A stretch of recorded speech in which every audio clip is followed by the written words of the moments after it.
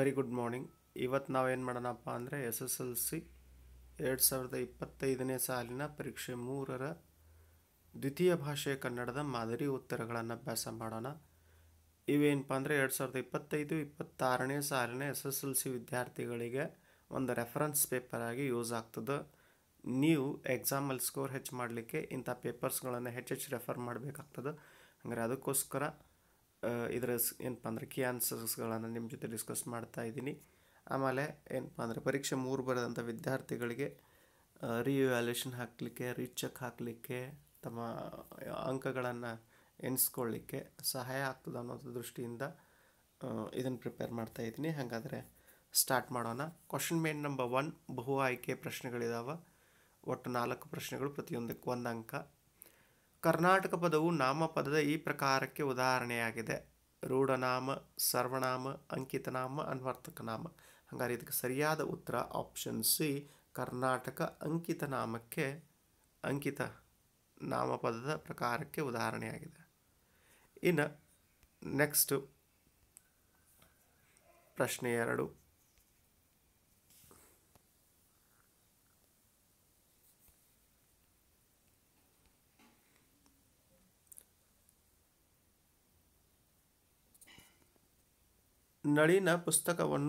ನಳಿನ ಪುಸ್ತಕವನ್ನು ಓದುತ್ತಿದ್ದಾಳೆ. ಈ ವಾಕ್ಯವಿರುವ ಕಾಲ ಭೂತಕಾಲ, ವರ್ತಮಾನ ಕಾಲ, ಭವಿಷ್ಯತ್ ಕಾಲ, ಸಕಾಲ ಅಂತ ಕೇಳಿದರೆ ಅದು ಕಾಲ ಅಲ್ಲ. ಹಂಗಾರೆ ಇದಕ್ಕೆ ಸರಿಯಾದ ಉತ್ತರ ವರ್ತಮಾನ ಕಾಲ. ನಳಿನ ಪುಸ್ತಕವನ್ನು ಓದುತ್ತಿದ್ದಾಳೆ. ಹೌದಾ? ಆಪ್ಷನ್ ಬಿ ಸರಿಯಾದ ಉತ್ತರ. ಇನ್ನು ಪ್ರಶ್ನೆ 3, ಕ್ರಿಯಾ ಸಮಾಸಕ್ಕೆ ಉದಾಹರಣೆಯಾಗಿರುವ ಪದವಿದು: ಅರಮನೆ, ವನಜಮುಖಿ, ಹೆಗ್ಗುರಿ, ಸ್ನಾನ ಮಾಡು. ಹಂಗಾರೆ ಕ್ರಿಯಾ ಸಮಾಸಕ್ಕೆ ಉದಾಹರಣೆಯಾಗಿರುವ ಪದ ಸ್ನಾನ ಮಾಡು. ಪ್ರಶ್ನೆ 4, ಅನುಕರಣಾವ್ಯಯ ಪದವಿದು: ಝುಳುಝುಳು, ಕಟ್ಟಕಡೆ, ಫಲಪುಷ್ಪ, ಕತ್ತಿಮಸೆ. ಹಂಗಾರೆ ಸರಿಯಾದ ಉತ್ತರ ಅನುಕರಣೆ.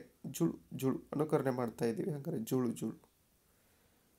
ಇನ್ನು ಮುಖ್ಯ ಪ್ರಶ್ನೆ 2, ಒಂದೊಂದು ವಾಕ್ಯದಲ್ಲಿ ಉತ್ತರಿಸಿ ಅಂತ ಒಟ್ಟು 12 ಪ್ರಶ್ನೆಗಳನ್ನು ಕೇಳಿದ್ದಾರೆ. 1 ಅಂಕದ ಪ್ರಶ್ನೆಗಳು. 5ನೇ ಪ್ರಶ್ನೆ, ಅಸಿ ಮಸಿ ಎಂದರೇನು? ಅಸಿ ಎಂದರೆ ಯುದ್ಧ, ಸೈನಿಕರು. ಮಸಿ ಅಂದರೆ ಸಾಹಿತ್ಯ. ಮಸಿ ಅಂದರೆ ಸಾಹಿತ್ಯ. ಇನ್ನು ಪ್ರಶ್ನೆ 6, ತಾಯಿ ಸಿದ್ದಮ್ಮ ಪಂಚಾಕ್ಷರಿ ಗವಾಯಿಗಳಲ್ಲಿ ಏನೆಂದು ಬೇಡಿಕೊಂಡಳು? ತಾಯಿ ಸಿದ್ದಮ್ಮ ಪಂಚಾಕ್ಷರಿ ಗವಾಯಿಗಳ ಬಳಿ ಮಗ ಪುಟ್ಟಯ್ಯನನ್ನು ಮನೆಗೆ ಕಳಿಸಿಕೊಡುವಂತೆ ಬೇಡಿಕೊಂಡಳು. ಪ್ರಶ್ನೆ 7, ಹಕ್ಕಿಗೂಡಿನಲ್ಲಿ ಯಾವುದರ ಸಮನ್ವಯತೆ ಇದೆ? ಹಕ್ಕಿಗೂಡಿನಲ್ಲಿ ಕಲಾವಿದನ ಸೋಪೋಜ್ಞತೆ ಮತ್ತು ವಿಜ್ಞಾನಿಯ ತಂತ್ರಜ್ಞಾನದ ಸಮನ್ವಯತೆ ಇದೆ. ಇನ್ನು ಪ್ರಶ್ನೆ 8, ಗಂಗಾ ನದಿಯಲ್ಲಿ ತೇಲುತ್ತಿದ್ದ 100 ದೀಪಗಳು ಹೇಗೆ ಕಾಣುತ್ತಿದ್ದವು? ಗಂಗಾ ನದಿಯಲ್ಲಿ ತೇಲುತ್ತಿದ್ದ 100 ದೀಪಗಳು ನದಿಯ ಬಟ್ಟೆಗೆ ಬೆಳಕಿನ ಕಸೂತಿ ಹಾಕಿದಂತೆ ಕಾಣುತ್ತಿದ್ದವು. ಪ್ರಶ್ನೆ 9, ಗೋಪಾಲನ ಬೆಳಗಿನ ಮುಖ್ಯ ಕೆಲಸ ಯಾವುದಾಗಿತ್ತು? ಹೂಬಣಗಳಿಗೆ ಹೋಗಿ ಗೋಪಾಲನ ಪೂಜೆಗೆ ಬೇಕಾದ ಹೂಗಳನ್ನು ಕೊಯ್ದು ತರುವುದು ಗೋಪಾಲನ ಬೆಳಗಿನ ಮುಖ್ಯ ಕೆಲಸವಾಗಿತ್ತು. ಪ್ರಶ್ನೆ 10, ಲೇಖಕರು ಹೇಳುವಂತೆ ನಮ್ಮ ಹಿರಿಯರು ನಮಗೆ ಏನು ಕಾಣಿಸಿದ್ದಾರೆ? ನಮ್ಮ ಹಿರಿಯರು ನಮಗೆ ಸೌಜನ್ಯದ ಗೆರೆಯನ್ನು ಕಾಣಿಸಿದ್ದಾರೆ. ಪ್ರಶ್ನೆ 11, ಹಾಮಾನಾಯಕರು ಹೇಳುವಂತೆ ನಮ್ಮ ದೈನಂದಿನ ಬದುಕಿನಲ್ಲಿ ಅಪರೂಪವಾಗಿರುವುದು ಏನು? ಉತ್ತರ, ಹಾಮಾನಾಯಕರು ಹೇಳುವಂತೆ ನಮ್ಮ ದೈನಂದಿನ ಬದುಕಿನಲ್ಲಿ ಅಪರೂಪವಾಗಿರುವುದು ಸೌಜನ್ಯ. ಸಿದ್ಧಾರ್ಥನು ಕಾಡಿನಿಂದ ನಾಡಿನತ್ತ ಏಕೆ ಹೊರಟನು? ಸಿದ್ಧಾರ್ಥನು ಜನರ ಪ್ರೀತಿಯನ್ನು ಹುಡುಕಿಕೊಂಡು ಕಾಡಿನಿಂದ ನಾಡಿನತ್ತ ಹೊರಟನು. ಪ್ರಶ್ನೆ 13, ಚೈತ್ರದಲ್ಲಿ ಯಾವುದರ ವಾಲಗ ನಡೆದಿರುತ್ತದೆ? ಚೈತ್ರದಲ್ಲಿ ಖಗ ಪಕ್ಷಿ ಪ್ರಾಣಿಗಳ ಕಲರವವು ನೆಲಮುಗಿಲ ವಾಲಗ ನಡೆದಿರುತ್ತದೆ. ತಿಮಿರಕ್ಕೆ ವೈರಿ ಯಾವುದು? ತಿಮಿರಕ್ಕೆ ವೈರಿ ದೀಪ ಅಥವಾ ಬೆಳಕು. ಪ್ರಶ್ನೆ 15, ಮನಸ್ಸು ಅಳಿಯಾಸೆಗಳ ಸುಳಿಗೆ ಸಿಲುಕಬಾರದು ಏಕೆ? ನೆಲೆಯಿಲ್ಲದೆ ತೊಳಲುವ ಸಂಭವವಿರುವುದರಿಂದ ಮನಸ್ಸು ಅಳಿಯಾಸೆಗಳ ಸುಳಿಗೆ ಸಿಲುಕಬಾರದು. ಪ್ರಶ್ನೆ 16, ಭಾವ ಬಣ್ಣದ ಸೀರೆಯನ್ನು ಏಕೆ ತಂದನು? ತುಂಬಿದ ಕುಣಿಗಲ್ ಕೆರೆಗೆ ಬಾಗಿನ ಅರ್ಪಿಸಲು ಭಾವ ಬಣ್ಣದ ಸೀರೆಯನ್ನು ತಂದನು. ಮುಖ್ಯ ಪ್ರಶ್ನೆ 3, 4 ವಾಕ್ಯಗಳಲ್ಲಿ ಉತ್ತರ ಬರೆಯುವುದು. ಒಟ್ಟು 2 ಅಂಕದ 8 ಪ್ರಶ್ನೆಗಳು 16 ಅಂಕಕ್ಕೆ. 17ನೇ ಪ್ರಶ್ನೆ, ಬಾಲಕ ಪುಟ್ಟಯ್ಯ ಕಣ್ಣುಗಳನ್ನು ಕಳೆದುಕೊಂಡದ್ದು ಹೇಗೆ? ಪುಟ್ಟಯ್ಯನವರು 6 ತಿಂಗಳ ಮಗುವಾಗಿದ್ದಾಗ ಅವರ ಕಣ್ಣಿಗೆ ಪರಿ ಎನ್ನುವ ಬೇನೆ ಬಂದಿತು. ಇದಕ್ಕೆ ಚಿಕಿತ್ಸೆ ನೀಡಲು ನಾಟಿ ವೈದ್ಯರು ನಾಯಿಯ ಮೈಮೇಲಿರುವ ತೊನಸಿ ಹುಳುವನ್ನು ಕಣ್ಣಿಗೆ ಮುಟ್ಟಿಸಲು ಹೇಳಿದರು. ಅದರಂತೆ ತೊನಸಿಯನ್ನು ಕಣ್ಣಿಗೆ ಮುಟ್ಟಿಸುವಾಗ ಅದು ಕೈಜಾರಿ ಕಣ್ಣಿನೊಳಗೆ ಬಿದ್ದಿತು. ಆಗ ಅರಿ ಹರಿಯುವುದರ ಬದಲು ಗುಡ್ಡಿನ ಹರಿದು ಹೋಗಿ ಪುಟ್ಟಯ್ಯನವರು ಕಣ್ಣಿನ ದೃಷ್ಟಿ ಕಳೆದುಕೊಳ್ಳುವಂತಾಯಿತು. ಪ್ರಶ್ನೆ 18, ಹಕ್ಕಿಗಳು ಗೂಡನ್ನು ನಿರ್ಮಿಸುವ ಉದ್ದೇಶವನ್ನು ನಿಮ್ಮ ಮಾತುಗಳಲ್ಲಿ ಬರೆಯಿರಿ. ತಮ್ಮ ರಕ್ಷಣೆಗಾಗಿ ಹಕ್ಕಿಗಳು ಗೂಡನ್ನು ನಿರ್ಮಿಸುತ್ತವೆ. ಶೀತಗಾಳಿ, ಬಿರುಗಾಳಿ, ಮಳೆ, ಪ್ರವಾಹಗಳ ವಿರುದ್ಧ ಬದುಕಲು ಅವುಗಳಿಗೆ ಗೂಡು ಬೇಕು. ಮರುಭೂಮಿಯ ಮರಳಿನ ಹೊಡೆತ, ಪ್ರಖರ ಸೂರ್ಯರಶ್ಮಿಯನ್ನು ಪ್ರತಿರೋಧಿಸಲು ಗೂಡು ಬೇಕು. ಬೇಟೆಯಾಡುವ ಪ್ರಾಣಿಗಳಿಂದ ತಮ್ಮ ಮೊಟ್ಟೆ ಮರಿಗಳನ್ನು ರಕ್ಷಿಸಿಕೊಳ್ಳಲು ಮರದ ತುದಿ, ಕಣಿವೆ, ಬಿಲ, ದ್ವೀಪ ಅಥವಾ ನೀರಿನ ಮೇಲೆ ಹಕ್ಕಿಗಳು ಗೂಡನ್ನು ನಿರ್ಮಿಸುತ್ತವೆ. ಪ್ರಶ್ನೆ 19,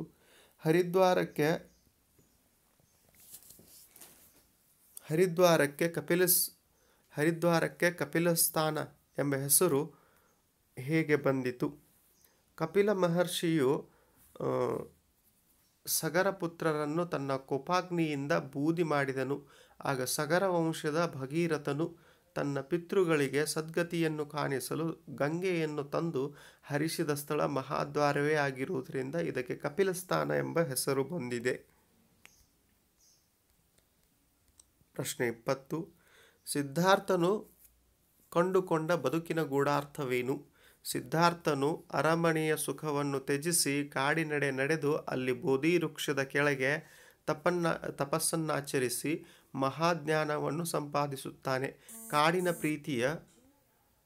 ಪ್ರೀತಿಯ ಸವಿಯನ್ನು ಸವಿದ ಅವನು ಜನರ ಪ್ರೀತಿಯನ್ನು ಬಯಸಿ ನಾಡಿನತ್ತ ಹೊರಡುತ್ತಾನೆ. ಈ ಮೂಲಕ ತಪಸ್ಸಿಗಿಂತ ಜೀವ ಪ್ರೀತಿ ದೊಡ್ಡದು ಎಂಬ ಬದುಕಿನ ಗೂಢಾರ್ಥವನ್ನು ಕಂಡುಕೊಳ್ಳುತ್ತಾನೆ.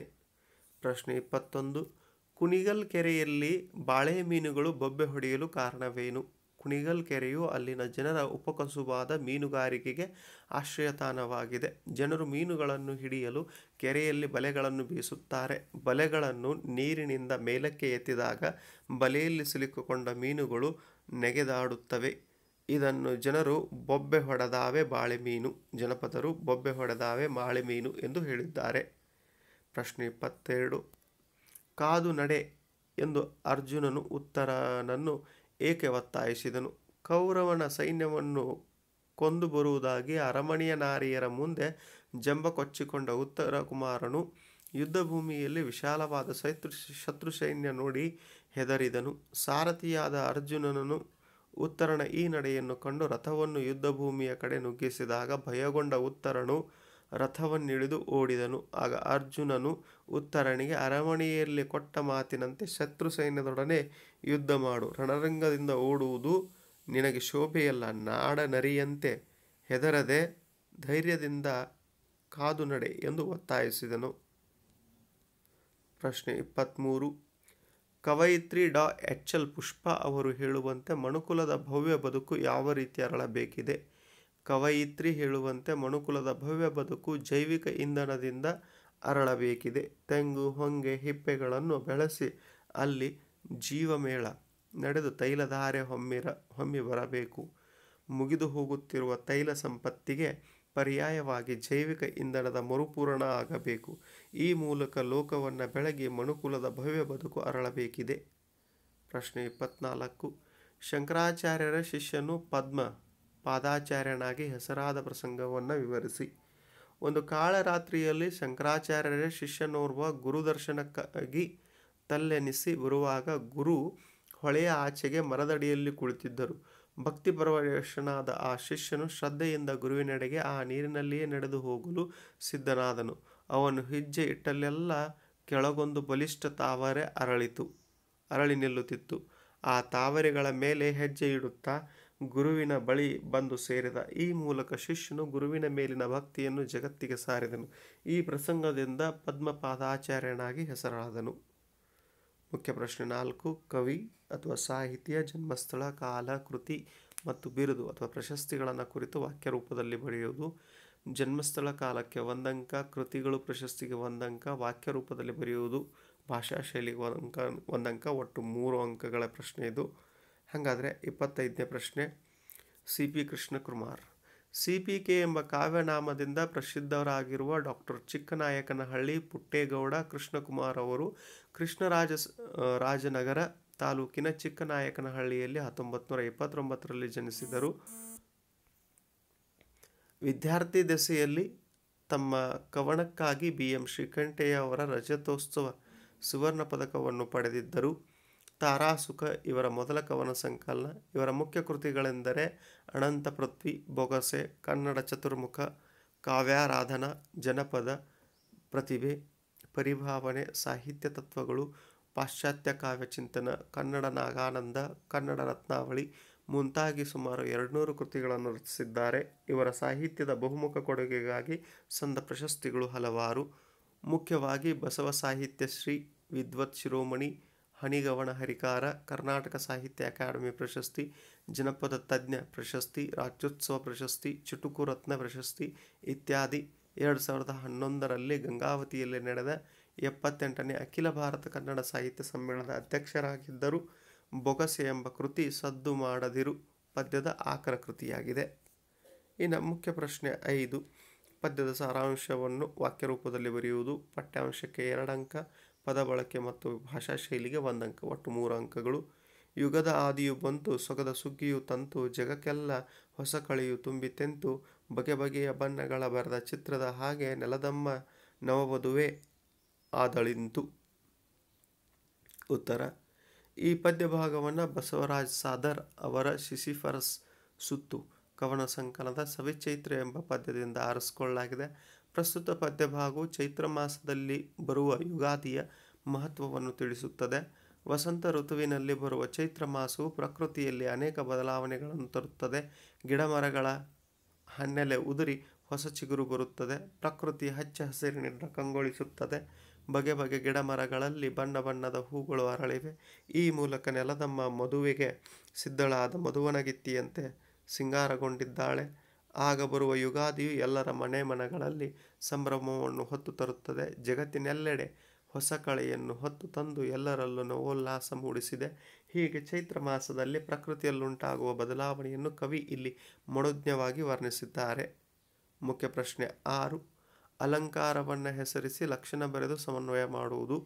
ಅಲಂಕಾರವನ್ನು ಹೆಸರಿಸುವುದಕ್ಕೆ 1 ಅಂಕ, ಲಕ್ಷಣ ಮತ್ತು ಸಮನ್ವಯಗೊಳಿಸುವುದಕ್ಕೆ 2 ಅಂಕ, ಒಟ್ಟು 3 ಅಂಕಗಳು. ಸಗ್ಗದಕ್ಕಿಯ ಗೂಡು ಬಟ್ಟೆಲ್ಲಂತೆ ಸುಂದರವಾಗಿದೆ. ಅಲಂಕಾರದ ಹೆಸರು ಉಪಮಾಲಂಕಾರ. ಲಕ್ಷಣ ಒಂದು ಮತ್ತೊಂದರಂತೆ ಇದೆ ಎಂದು ಹೋಲಿಸಿ ವರ್ಣಿಸುವುದನ್ನು ಉಪಮಾಲಂಕಾರ ಎನ್ನುತ್ತೇವೆ. ಉಪಮೇಯ ಸಗ್ಗದ ಗೂಡು.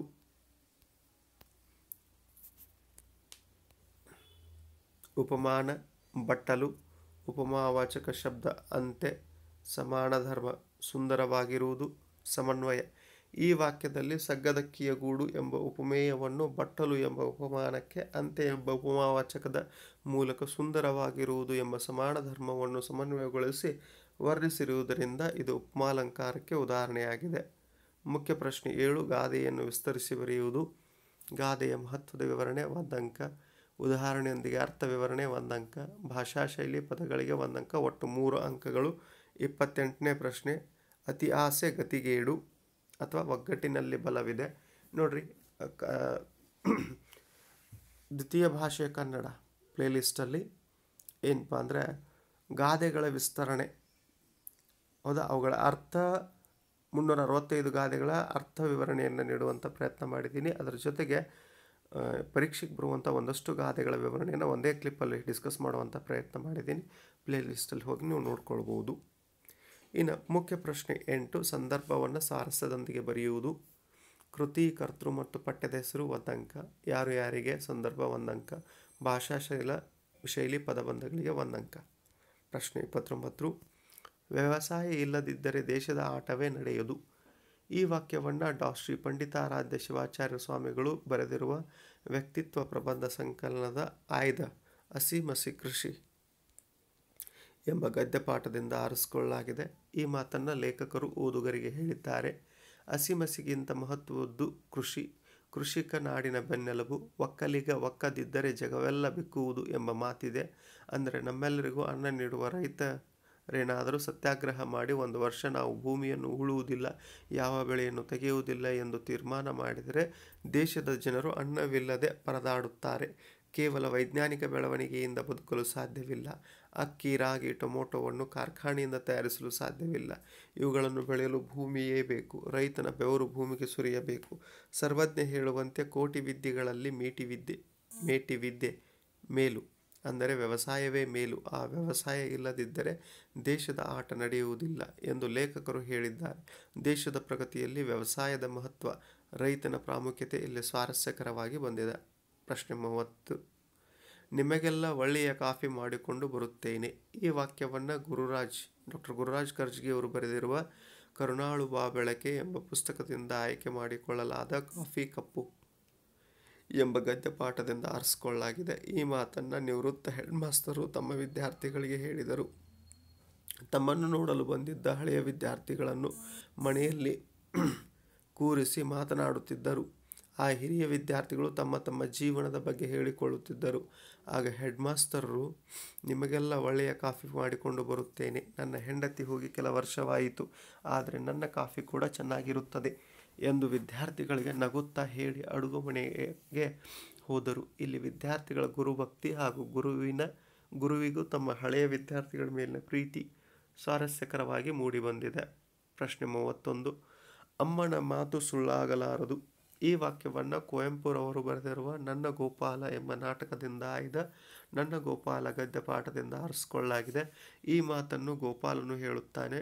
ಸಂಜೆ ಶಾಲೆಯಿಂದ ಕಾಡನ್ನು ದಾಟಿ ಮನೆಗೆ ಬರುವಾಗ ನಿನಗೆ ಹೆದರಿಕೆಯಾದರೆ ನಿನ್ನ ಅಣ್ಣ ಗೋಪಾಲನನ್ನು ಕೂಗು, ಅವನು ಬಂದು ಕಾಡು ದಾಟಿಸುತ್ತಾನೆ ಎಂದು ಅಮ್ಮ ಮಗ ಗೋಪಾಲನಿಗೆ ಹೇಳಿದ್ದಳು. ಅಂತೆಯೇ ಗೋಪಾಲನು ಇಡೀ ಸಂಜೆಯಲ್ಲಿ ಶಾಲೆಯಿಂದ ಮರಳುವಾಗ ಕಾಡಲ್ಲಿ ಭಯವಾಗಿ ಅಮ್ಮನ ಮಾತಿನಂತೆ ಬಣದ ಗೋಪಾಲನನ್ನು ಕೂಗಿ ಕರೆಯುತ್ತಾನೆ. ಬಣದ ಗೋಪಾಲನಿಂದ ಯಾವುದೇ ಪ್ರತಿಕ್ರಿಯೆ ಬಾರದಿದ್ದಾಗ ಗೋಪಾಲ ಅಮ್ಮ ಹೇಳಿದ್ದಳು, ನನ್ನನ್ನು ಇಲ್ಲಿಯೇ ದನ ಕಾಯುತ್ತಿರುವನಂತೆ. ದನ ಕಾಯುತ್ತಾ ಇನ್ನೆಲ್ಲಿಗೆ ಹೋದನು? ಆದರೆ ಅಮ್ಮ ಹೇಳಿದ್ದಾಳೆ, ಇಲ್ಲಿಯೇ ಇರುತ್ತಾನಂತೆ. ಅಮ್ಮನ ಮಾತು ಸುಳ್ಳಾಗಲಾರದು ಎಂದು ಹೇಳುತ್ತಾನೆ. ಇಲ್ಲಿ ಗೋಪಾಲನಿಗೆ ತನ್ನ ಅಮ್ಮನ ಮಾತಿನ ಮೇಲೆ ಇರುವ ನಂಬಿಕೆ ಸ್ವಾರಸ್ಯಕರವಾಗಿ ಮೂಡಿಬಂದಿದೆ. ಪ್ರಶ್ನೆ 32. ಒಂದೇ ಹೆಗ್ಗುರಿಗೆ ಹೋರಾಡು ಹಗಲಿರುಳು. ಈ ವಾಕ್ಯವನ್ನು ಡಾ ಎಂ ಗೋಪಾಲಕೃಷ್ಣ ಅಡಿಗರು ಬರೆದಿರುವ ಸಮಗ್ರ ಕಾವ್ಯ ಕೃತಿಯಿಂದ ಆಯ್ದ ಗುರಿ ಎಂಬ ಪದ್ಯಭಾಗದಿಂದ ಆರಿಸಿಕೊಳ್ಳಲಾಗಿದೆ. ಈ ಮಾತನ್ನು ಕವಿ ಹೇಳಿದ್ದಾರೆ. ಪ್ರತಿಯೊಬ್ಬರ ಬದುಕಿಗೂ ಒಂದು ಗುರಿಯ ಅಗತ್ಯತೆಯನ್ನು ಇಲ್ಲಿ ಹೇಳಲಾಗಿದೆ. ಒಂದು ಬಾಣಕ್ಕೆ ಒಂದೇ ಗುರಿ ಇರುತ್ತದೆ, ಒಂದು ದೇಹಕ್ಕೆ ಒಂದೇ ಆತ್ಮ ಇದೆ. ಅಂತೆಯೇ ನಮ್ಮ ಬದುಕಿನ ಯಶಸ್ಸಿಗೆ ಒಂದು ಗುರಿ ಇಟ್ಟುಕೊಳ್ಳಬೇಕು. ಜೀವನದಲ್ಲಿ ಹಲವಾರು ಗುರಿಗಳನ್ನು ಇಟ್ಟುಕೊಂಡು ಯಶಸ್ಸು ಕಾಣಲು ಸಾಧ್ಯವಿಲ್ಲ. ಒಂದು ಹೆಗ್ಗುರಿಯನ್ನು ಇಟ್ಟುಕೊಂಡು ಅದರ ಯಶಸ್ಸಿಗೆ ಸದಾ ಶ್ರಮಿಸಬೇಕು, ಗೆಲುವನ್ನು ಕಾಣಬೇಕು ಎಂದು ಕವಿ ಹೇಳಿದ್ದಾರೆ. ಪ್ರತಿಯೊಬ್ಬರ ಜೀವನದಲ್ಲೂ ಒಂದು ಉತ್ತಮ ಗುರಿಯನ್ನು ಇಟ್ಟುಕೊಂಡು ಅದರ ಸಾಧನೆಗೆ ನಿರಂತರ ಶ್ರಮಿಸಬೇಕು ಎಂಬುದು ಇಲ್ಲಿನ ಸ್ವಾರಸ್ಯವಾಗಿದೆ. ಪ್ರಶ್ನೆ 33. ನಿಟ್ಟೋಟದಲ್ಲಿ ಹಾಯ್ದನು ಬಿಟ್ಟ ಮಂಡೆಯಲಿ. ಈ ವಾಕ್ಯವನ್ನು ಕುಮಾರವ್ಯಾಸ ರಚಿಸಿದ ಕರ್ನಾಟಕ ಭಾರತ ಕಥಾಮಂಜರಿ ಅಥವಾ ಗದುಗಿನ ಭಾರತ ಎಂಬ ಕೃತಿಯಿಂದ ಆಯ್ದ ನಿಟ್ಟೋಟದಲ್ಲಿ ಹಾಯ್ದನು ಬಿಟ್ಟ ಮಂಡೆಯಲಿ ಎಂಬ ಪದ್ಯಭಾಗದಿಂದ ಆರಿಸಿಕೊಳ್ಳಲಾಗಿದೆ. ಈ ಮಾತನ್ನು ಕವಿ ಹೇಳುತ್ತಾರೆ. ಕೌರವನ ಸೇನೆಯನ್ನು ಬಗ್ಗು ಬಿಡಿದು ಬರುವುದಾಗಿ ಅರಮನೆಯ ನಾರಿಯರ ಮುಂದೆ ಜಂಬ ಕೊಚ್ಚಿದ್ದ ಉತ್ತರ ಕುಮಾರನು ಸಾರಥಿ ಅರ್ಜುನನೊಡನೆ ರಥವೇರಿ ಯುದ್ಧ ಭೂಮಿಗೆ ಬಂದನು. ಅಲ್ಲಿ ಕಣ್ಣು ಹಾಯಿಸಿದಷ್ಟು ಬಲವಾದ ಕಡಲಂತೆ ಕಾಣುತ್ತಿದ್ದ ಕೌರವನ ಸೇನೆಯನ್ನು ಕಂಡು ಹೆದರಿದನು.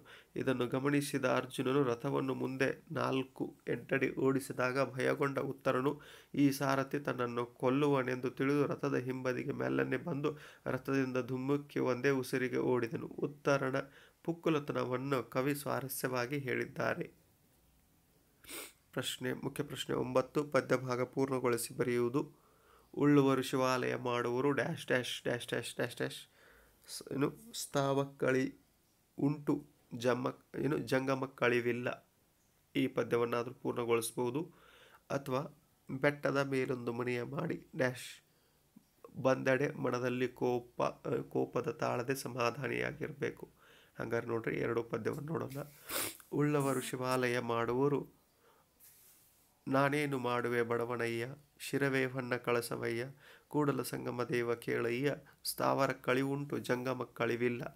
ಅಥವಾ ಬೆಟ್ಟದ ಮೇಲೊಂದು ಮನೆಯ ಮಾಡಿ ಮೃಗಗಳಿಗಂಜಿದಡಂತಯ್ಯ ಸಮುದ್ರದ ತಡಿಯಲ್ಲೊಂದು ಮನೆಯ ಮಾಡಿ ನೊರೆತೆರೆಗಳಿಗಂಜಿದಡಂತಯ್ಯ ಸಂತೆಯೊಳಗೊಂದು ಮನೆಯ ಮಾಡಿ ಶಬ್ದಕ್ಕೆ ನಾಚಿದೆಡೆಂತಯ್ಯ ಚನ್ನ ಮಲ್ಲಿಕಾರ್ಜುನ ದೇವ ಕೇಳಯ್ಯ ಲೋಕದೊಳಗೆ ಹುಟ್ಟಿದ ಬಳಿಕ ಸ್ತುತಿ ನಿಂದೆಗಳು ಬಂದೆಡೆ ಮನದಲ್ಲಿ ಕೋಪದ ತಾಳದೆ ಸಮಾಧಾನಿಯಾಗಿರಬೇಕು. ಮುಖ್ಯ ಪ್ರಶ್ನೆ 10 8 ವಾಕ್ಯಗಳಲ್ಲಿ ಉತ್ತರಿಸುವುದು. ವಿಷಯಾಂಶಕ್ಕೆ 3 ಅಂಕ, ಭಾಷಾ ಶೈಲಿ ಪದ ಬಳಕೆಗೆ 1 ಅಂಕ, ಒಟ್ಟು 4 ಅಂಕ. 35ನೇ ಪ್ರಶ್ನೆ, ಗಿಳಿಯು ಪರಹಿತಾಕಾಂಕ್ಷಿ ಎನಿಸಿಕೊಂಡದ್ದನ್ನು ನೀವು ಮೆಚ್ಚುವ ಅಂಶಗಳೊಂದಿಗೆ ಬರೆಯಿರಿ. ಅರ ಮಿತ್ರರು ಒಣಮರದ ಗಿಳಿ ಎಂಬ ಗದ್ಯ ಭಾಗದಲ್ಲಿ ಗಿಳಿಯೊಂದರ ಕೃತಜ್ಞತಾಭಾವವನ್ನು ಸುಂದರವಾಗಿ ಚಿತ್ರಿಸಿದ್ದಾರೆ. ಬೇಡ ಬಿಟ್ಟ ವಿಷದ ಬಾಣವು ಜಿಂಕೆಯ ಬದಲಾಗಿ ಬಂದು ಮರಕ್ಕೆ ತಾಗುತ್ತದೆ. ಇದರ ಪರಿಣಾಮವಾಗಿ ಮರದ ಪುಷ್ಪ ಸಮೃದ್ಧಿ, ಫಲ ಸಮೃದ್ಧಿ, ಹಸಿರಿನ ಸಿರಿ ಮಾಯವಾಗಿ ಮರ ಒಣಗುತ್ತದೆ. ಆದರೆ ಅಲ್ಲಿ ವಾಸವಾಗಿದ್ದ ಗಿಳಿಯು ಮರವನ್ನು ಬಿಟ್ಟು ಹೋಗಲಿಲ್ಲ. ಇದು ಎಲ್ಲರಿಗೂ ಮೆಚ್ಚುಗೆಯಾಗುವ ಸಂಗತಿ. ಏಕೆಂದರೆ ಸುಖ ಸಂಪತ್ತಿನ ಕಾಲದಲ್ಲಿ ಜೊತೆಗಿದ್ದವರು ನಮಗೆ ಕಷ್ಟ ಬಂದಾಗ ನಮ್ಮಿಂದ ದೂರವಾಗುತ್ತಾರೆ. ಆದರೆ ಗಿಳಿಯು ಒಣಗಿದ ಮರದಲ್ಲೇ ವಾಸವಾಗಿ ಅದಕ್ಕೂ ಒಳ್ಳೆಯ ದಿನ ಬರಲೆಂದು ಬಯಸಿತು. ಇದನ್ನು ಗಮನಿಸಿದ ಇಂದ್ರನಿಗೂ ಆಶ್ಚರ್ಯವಾಗಿ ಒಣಮರದಲ್ಲಿ ವಾಸವಾಗಿರುವ ಬಗ್ಗೆ ಗಿಳಿಗೆ ಕೇಳಿದನು. ಇದಕ್ಕೆ ಗಿಳಿ ನೀಡಿದ ಉತ್ತರ ಕೇಳಿ ಇಂದ್ರನಿಗೆ ಸಂತೋಷವಾಯಿತು. ಅದರ ತತ್ವನಿಷ್ಠೆ ಗುಣವನ್ನು ಮೆಚ್ಚಿಕೊಂಡನು. ಇದರ ನಡತೆ ಮೆಚ್ಚುಗೆಯಾಗಿ ಏನಾದರೂ ವರವನ್ನು ಕೊಡುತ್ತೇನೆ ಎಂದು ಇಂದ್ರ ಕೇಳಿದಾಗ ಗಿಳಿಯು ತನಗಾಗಿ ಯಾವ ವರವನ್ನು ಬೇಡದೆ ದೇವರಾಜ ವರವನ್ನು ಕೊಡುವಂತೆ ಇಚ್ಛೆ ಇದ್ದರೆ ಈ ಮರಕ್ಕೆ ಮೊದಲಿನಂತೆ ಹಸಿರಿನಿಂದ ನಳನಳಿಸುವ ಫಲಪುಷ್ಪ ಭಾರದಿಂದ ಬೀಗುವ ನೆರಳು ಕೊಡುವ ವರವನ್ನು ದಯಪಾಲಿಸು. ಅದರ ಈಗಿನ ಅವಸ್ಥೆಯನ್ನು ನಾನು ನೋಡಲಾರೆ ಎಂದಿತು. ಈ ಮಾತುಗಳು ಎಲ್ಲರಿಗೂ ಮೆಚ್ಚುಗೆಯಾಗುತ್ತದೆ. ಈ ಮೂಲಕ ಗಿಳಿಯು ಪರಹಿತಾಕಾಂಕ್ಷಿ ಎನಿಸಿಕೊಳ್ಳುತ್ತದೆ. ಇದೇ ಪ್ರಶ್ನೆಗೆ ಮತ್ತೊಂದು ಅಥವಾ ಪ್ರಶ್ನೆಯನ್ನು ಕೇಳಿದ್ದಾರೆ. ಹಾಗಾದರೆ ಪ್ರಶ್ನೆಯನ್ನು ನೋಡೋಣ. ಗಿಳಿಯ ವರ್ತನೆಯು ಮಾನವನಿಗೆ ಆದರ್ಶಪ್ರಾಯವಾಗಿದೆ ಎಂಬುದನ್ನು ನಿಮ್ಮ ಮಾತುಗಳಲ್ಲಿ ಬರೆಯಿರಿ. ಜೀವನದಲ್ಲಿ ಕಲಿಕೆ ಎಂಬುದು ನಮಗೆ ಅನೇಕ ವಿಧಗಳಲ್ಲಿ ಉಂಟಾಗುತ್ತದೆ. ಅದು ಓದಿನಿಂದ, ಕೇಳುವಿಕೆಯಿಂದ, ಸಮಾಜದಿಂದ, ಪ್ರಕೃತಿಯಿಂದ, ಪ್ರಾಣಿ ಪಕ್ಷಿಗಳಿಂದ ಲಭ್ಯವಾಗುತ್ತದೆ. ಪ್ರಸ್ತುತ ಗದ್ಯ ಭಾಗದಲ್ಲಿ ಗಿಳಿಯೊಂದರ ವರ್ತನೆಯಿಂದ ಮಾನವ ಅನೇಕ ಗುಣಗಳನ್ನು ಕಲಿಯಬಹುದು. ವಿಷದ ಬಾಣದ ಪ್ರಭಾವದಿಂದ ಮರ ಒಣಗಿ ನಿಂತರೂ ಮರವನ್ನು ಬಿಟ್ಟು ಹೋಗದೆ ಗಿಳಿ ಮರದಲ್ಲೇ ವಾಸಿಸುತ್ತದೆ. ಸುಖ ಸಂಪತ್ತಿನ ಕಾಲದಲ್ಲಿ ಜೊತೆಗಿದ್ದವರು ಕಷ್ಟ ಕಾಲದಲ್ಲೂ ಜೊತೆಗಿರಬೇಕು ಎಂಬ ಸಂದೇಶ ನೀಡುತ್ತದೆ. ಒಣ ಮರದಲ್ಲಿ ವಾಸವಿರುವ ಗಿಳಿಯನ್ನು ಕಂಡ ಇಂದ್ರನು ಆಶ್ಚರ್ಯಗೊಂಡು ಪ್ರಶ್ನೆ ಮಾಡಿದಾಗ ಗಿಳಿ ಹೇಳಿದ ಮಾತುಗಳು ಮನುಷ್ಯನ ಬದುಕಿಗೆ ಆದರ್ಶವಾಗಿದೆ. ಹಲವಾರು ವರ್ಷದಿಂದ ಮರ ನನಗೆ ಆಶ್ರಯ ನೀಡಿದೆ, ಹಣ್ಣು ಕೊಟ್ಟಿದೆ, ತನ್ನ ಹಸಿರು ಬಣ್ಣದಿಂದ ಮನಸ್ಸಿಗೆ ಮುದ ನೀಡಿದೆ, ನೆರಳು ನೀಡಿದೆ. ಆದರೆ ಈಗ ದುರದೃಷ್ಟದಿಂದ ಅದನ್ನು ರೋಗ, ಬಡತನಗಳು ಕಿತ್ತು ತಿನ್ನುತ್ತಿದೆ. ಹಾಗೆಂದು ಈ ಸ್ಥಿತಿಯಲ್ಲಿ ನಾನು ಅದನ್ನು ಕೈಬಿಟ್ಟು ಬೇರೆಡೆ ಹೋಗಿ ಮರಕ್ಕೆ ಕೆಟ್ಟವನಾಗಲೇ? ನಾನು ಎಲ್ಲೂ ಹೋಗಿ ಆಹಾರವನ್ನು ಸಂಪಾದಿಸಿಕೊಂಡು ಬರುತ್ತೇನೆ, ಆದರೆ ವಾಸ ಮಾತ್ರ ಇಲ್ಲೇ ಎಂಬ ಗಿಳಿಯ ಮಾತುಗಳು ನಮ್ಮೆಲ್ಲರ ಜೀವನಕ್ಕೂ ಆದರ್ಶಪ್ರಾಯವಾಗಿದೆ. ಸ್ನೇಹ ಸಂಬಂಧಗಳ ಮೌಲ್ಯವನ್ನು ಗಿಳಿಯ ನಡವಳಿಕೆಯಿಂದ ನಾವು ಕಲಿಯಬಹುದಾಗಿದೆ. ಇಂದ್ರ ನೀಡಿದ ವರವನ್ನು ತನಗಾಗಿ ಬೇಡದೆ ಗಿಳಿ ಮರವನ್ನು ಮೊದಲಿನ ರೂಪದಲ್ಲಿ ಕಾಣಬಯಸಿ ವರ ನೀಡೆಂದು ಬೇಡುತ್ತದೆ. ಈ ಮೂಲಕ ಸದಾ ನಿಸ್ವಾರ್ಥವನ್ನು ಹೊಂದಿ ಪರಹಿತ ಬಯಸಬೇಕು ಎಂಬ ಸಂದೇಶವನ್ನು ಗಿಳಿಯ ವರ್ತನೆಯಿಂದ ನಾವು ತಿಳಿದುಕೊಳ್ಳಬಹುದಾಗಿದೆ. ಮುಖ್ಯ ಪ್ರಶ್ನೆ 11 ಗದ್ಯ ಭಾಗವನ್ನು ಓದಿಕೊಂಡು ಪ್ರಶ್ನೆಗಳಿಗೆ ಉತ್ತರಿಸಿ.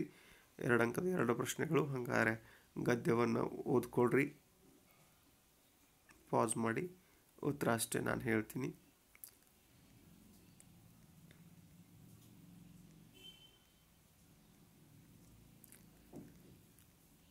ಶರೀಫರ ಬದುಕಿನಲ್ಲಿ ಆಘಾತವನ್ನುಂಟು ಮಾಡಿದ ಘಟನೆಗಳ್ಯಾವು? ಶರೀಫರಿಗೆ ಪ್ರಾಯಕ್ಕೆ ಬಂದ ಮೇಲೆ ಶಿಶುನಾಳ ಗ್ರಾಮದ ಪಕ್ಕದ ಹಳ್ಳಿಯೊಂದರಲ್ಲಿ ಕನ್ನಡ ಉಪಾಧ್ಯಾಯರಾಗಿ ಕೆಲಸ ಮಾಡುತ್ತಿದ್ದರು. ಆಗ ಕುಂದಗೋಳದ ಫಕೀರ್ ಸಾಹೇಬರ ಜ್ಯೇಷ್ಠ ಪುತ್ರಿ ಫಾತಿಮಾರೊಂದಿಗೆ ಶರೀಫರ ವಿವಾಹವಾಯಿತು. ತಮ್ಮ ದಾಂಪತ್ಯದಿಂದ ಹುಟ್ಟಿದ ಏಕೈಕ ಪುತ್ರಿಯು ಕಾಲರಾ ರೋಗಕ್ಕೆ ಬಲಿಯಾದಳು.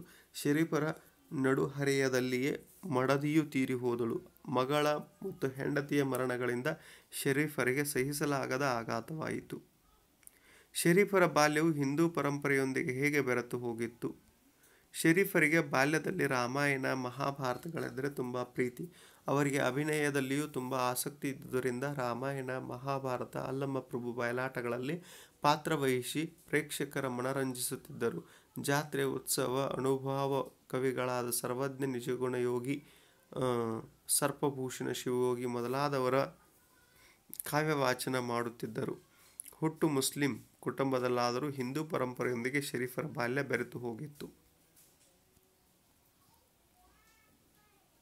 ಇನ್ನು ಮುಖ್ಯ ಪ್ರಶ್ನೆ 12. ಪ್ರಬಂಧ ಬರವಣಿಗೆ ಯಾವುದಾದ್ರೂ ಒಂದಕ್ಕೆ ಮಾತ್ರ.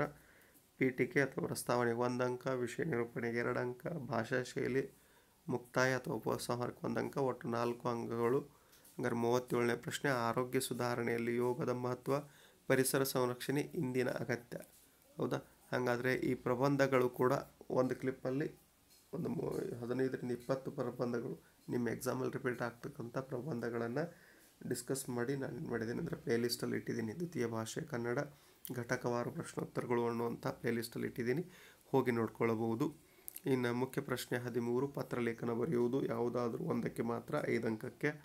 ನಿಮ್ಮನ್ನು ಬೆಂಗಳೂರು ಗ್ರಾಮಾಂತರ ಜಿಲ್ಲೆ ನೆಲಮಂಗಲ ತಾಲೂಕಿನ ಶಿವಗಂಗೆ ಗ್ರಾಮದ ನಿವಾಸಿ ಜ್ಯೋತಿ ಎಂದು ಭಾವಿಸಿಕೊಂಡು ನಿಮ್ಮ ಗ್ರಾಮಕ್ಕೆ ಅಗತ್ಯವಾಗಿ ಸಾರಿಗೆ ಬಸ್ಸುಗಳ ಸೌಲಭ್ಯವನ್ನು ಕಲ್ಪಿಸಿಕೊಡುವಂತೆ ಕೋರಿ ಕರ್ನಾಟಕ ರಸ್ತೆ ಸಾರಿಗೆ ನಿಗಮ ನೆಲಮಂಗಲ ಡಿಪೋ ವ್ಯವಸ್ಥಾಪಕರಿಗೆ ಒಂದು ಮನವಿ ಪತ್ರ ಬರೆಯಿರಿ. ಅಥವಾ ನಿಮ್ಮನ್ನು ತುಮಕೂರಿನ ಸರ್ಕಾರಿ ಪ್ರೌಢಶಾಲೆಯ ವಿದ್ಯಾರ್ಥಿನಿ ಕುಸುಮ ಎಂದು ಭಾವಿಸಿಕೊಂಡು ನಿಮ್ಮ ಶಾಲೆಯಲ್ಲಿ ಕೈಗೊಂಡ ಶೈಕ್ಷಣಿಕ ಪ್ರವಾಸದ ಅನುಭವವನ್ನು ಕುರಿತು ಚಿತ್ರದುರ್ಗದ ಕೋಟೆ ಬೀದಿ ನಿವಾಸಿಯಾದ ಧೃತಿ ಎಂಬ ನಿಮ್ಮ ಸ್ನೇಹಿತನಿಗೆ ಒಂದು ಪತ್ರ ಬರೆಯಿರಿ.